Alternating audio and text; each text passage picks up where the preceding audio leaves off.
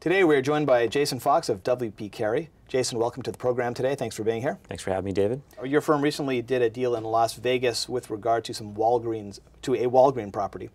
Can you talk about how that Walgreens transaction came about? Yeah, sure. I mean, typically we're not a buyer of Walgreens, or really a lot of the high credit retail products in the United States. They typically are too low yielding for what we're looking for.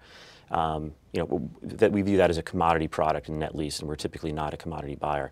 However, this was a pretty unique situation that allowed us to have an opportunity to buy a Walgreens at a significantly higher than market yield. And really this came about through a relationship with a developer who was bidding on a parcel of land on the Las Vegas Strip. And this is a strip of land that came free after the development of City Center in Las Vegas. End of 2009, so you can think about where the market conditions were, and it was really an opportunistic purchase for us. We financed the development of a shopping center that included a Walgreens, and as part of the structure we had an option to purchase the Walgreens upon completion, which is what we did. And so we own an asset now that is in one of the top retail locations in the country.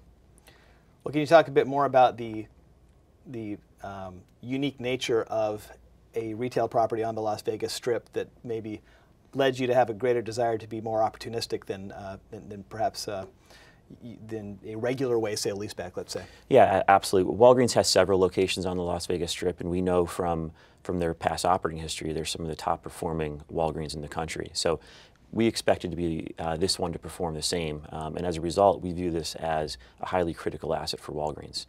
It's one of their larger stores. It is one of their top grossing stores in the country. It's in a location on the Las Vegas Strip where pedestrian bridges feed right into the property. So the foot traffic is tremendous. There's really only a handful of locations in this country that have pedestrian traffic as high as this location. Several intersections in Times Square, and then really where we are here in Las Vegas. And so, for us, it was really a credit play in Walgreens, given the 30-year lease, but it's also a tremendous real estate location. I mean, in general, what are some characteristics or attributes of this opportunity that are attractive to W.P. Carey and that fit into sort of the bigger strategy that your firm has? Well, we're a long-term net lease investor. We have a 30-year lease with an investment-grade company in Walgreens at a prime retail location.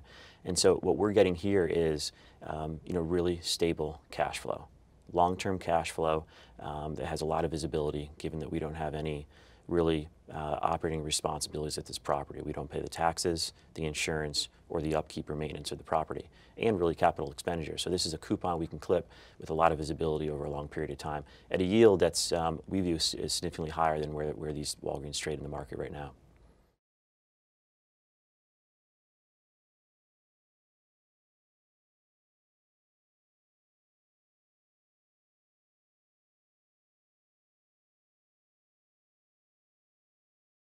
A sale-leaseback transaction is a transaction in which an owner-user of real estate sells its real estate to an investor such as W.P. Carey, and in turn leases the real estate back under a long-term triple net lease.